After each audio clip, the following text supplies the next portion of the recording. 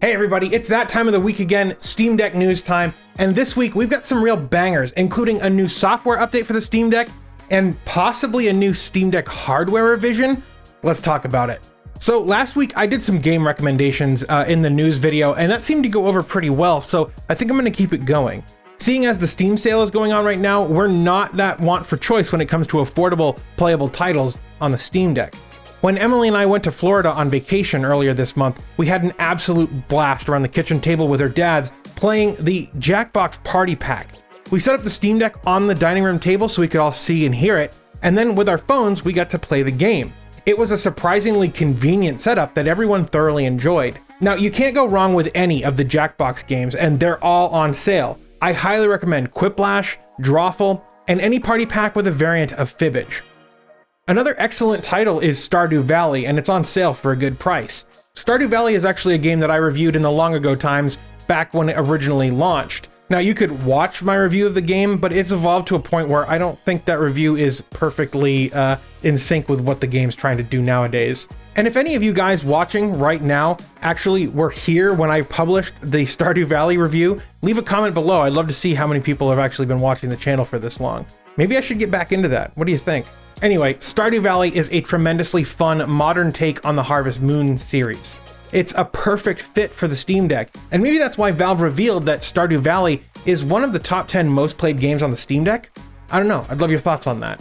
Finally, I want to talk about a community port. Over on the Doom World forums, Eric194 has provided a zip of Doom RPG ported to the PC. Now, if you're not familiar, Stop Skeletons from Fighting recently covered Doom RPG in a video. But what the heck is it? Well, it's a weird cell phone version of Doom that's an RPG. And we're not talking like smartphone here, we're talking like flip phone from the early 2000s. And what's even weirder is that apparently John Carmack was involved working on these games. It's a first-person Doom RPG, and it plays much like old school PC dungeon crawlers, and this port works great on the deck using Proton. Now, if you want a tutorial on how to set up Doom RPG on the Steam Deck, leave a comment below and let me know. Now let me ask you a question. Are you enjoying this video? Why not like that smash button and smash that subscribe button to stay up to date with all the fun and interesting stuff that we're doing here on the channel. We're trying to reach 100,000 subscribers by the end of the summer, and I think with your help, we can do it. And thanks. Okay, next up, GameSpot published an article about how a Steam Deck modder named Belly Jelly affixed a different sized M2 drive than the Steam Deck typically accepts. Now, the Steam Deck accepts a 2230 sized M.2, and Belly Jelly was able to actually affix a 2242 to the Steam Deck's internal M.2 slot. In the article, they detail how Belly Jelly was able to mod the console. Apparently, this guy removed the thermal pad from the charger IC and installed an M2 bracket extension, which can accommodate the 2242 drive. The issue, though, is that this mod in particular will end up killing your Steam Deck, and quickly. Our friend Lawrence Yang from Valve chimed in on Twitter to admonish against this mod with a rather dire warning. He said, quote, "Hi, please don't do this. The charger IC gets very hot and nearby thermal pads should not be removed. In addition, most 2242 M.2 drives draw more power and get hotter than what the Steam Deck is designed for. This mod may appear to work, but will significantly shorten the life of your Steam Deck." It will significantly shorten the life of your Steam Deck, says Steam Deck boss Lawrence Yang. So don't do it. And this isn't the first time that Valve has warned against swapping out the SSD. They've done it multiple times. The drives that they ship with the Steam Deck have been thoroughly vetted to conform to the deck's thermal, radio frequency, and power delivery constraints, where others have not. Using a different SSD can negatively impact battery and Wi-Fi performance or cause the deck to overheat more easily. But this mod was particularly egregious for callously removing a thermal pad designed to protect the charging IC from overheating.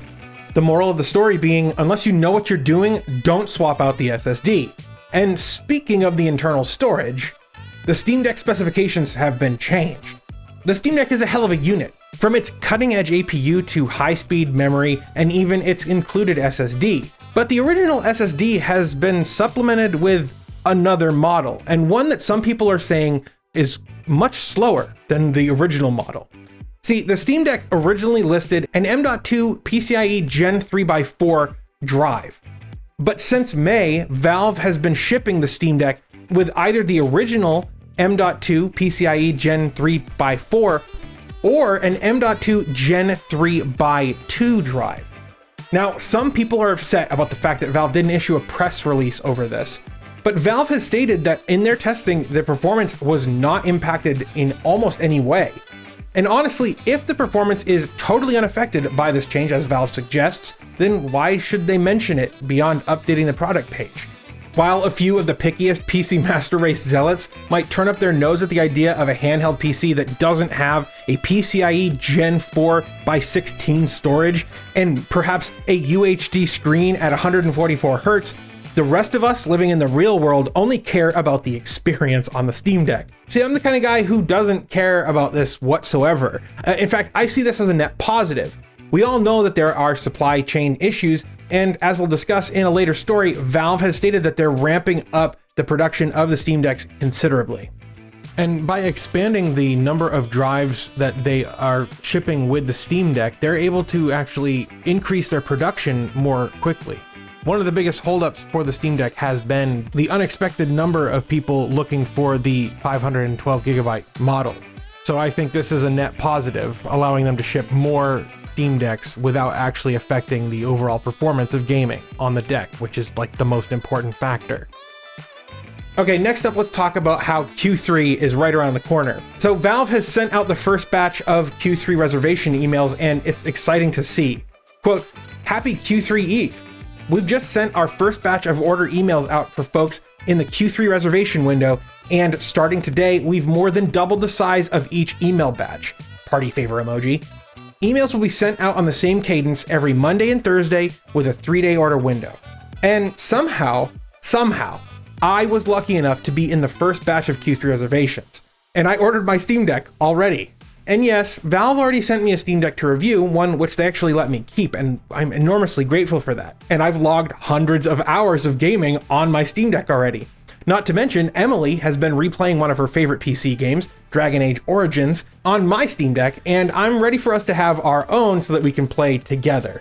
So, Q3 reservations are rolling out, and Valve has more than doubled the size of each email batch. And it seems that Valve are now committed to every Monday and Thursday having emails go out, whereas before it was every Monday with Thursday emails happening irregularly. So we now have more Steam Decks shipping more frequently. It's wonderful to see. Okay, let's talk about the Steam Client updates that we got recently. So Valve released a very nice set of bug fixes on Monday, which is historically a rather odd day for them to release an update. Usually they do it Wednesday or Thursday evenings. Anyway, this nice set of fixes includes some good ones. Fixed an issue where clicking in-game when offline gets the deck into a bad state. Fixed navigation issues in the game EULA dialog. Fixed crashing when deleting a screenshot. Fixed the controller configurator failing to load when Steam Cloud is disabled. Fixed configurator failing to load when encountering corrupted controller layout files. Fixed controller virtual menus being limited to 4 active menus. Fixed a bug causing the touchscreen to occasionally be stuck in mouse emulation mode when accessing the configurator in-game. And fixed a bug causing the touchscreen to occasionally be stuck in mouse emulation mode when accessing the configurator in-game. Then on the 29th, the update was issued again with 2 more changes. Fixed issue where the Steam menu would interfere with the on-screen keyboard being invoked via Steam button cord, and fixed the bug that caused install scripts to be run as an installation instead of when the game is first run, causing game dependencies to show interactive UI to open up in the background and block future downloads. So between new updates to the Steam Deck software and some revisions to the Steam Deck hardware, plus ramping up production and sending out of the actual Steam Decks that have been reserved, I'd say that the Steam Deck is in pretty good shape. But I'd like to know what you think. Let me know down in the comments. Was your reservation set for Q3? Did you get your Steam Deck email already? Let me know, I'd love to hear from you.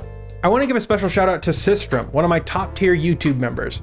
If it wasn't for people like Systrom, I wouldn't be able to do this, so thank you. If you believe in the work that I'm doing and you want to help support this show, you can use the links below to become a Linux warrior and pledge your monthly support. And thank you. I think that's going to do it for now though. Thank you so much for watching. Again, if you like this video, hit that like button, hit that subscribe button, leave a comment, let me know what you're thinking about any of this, and I'll see you guys in the next one.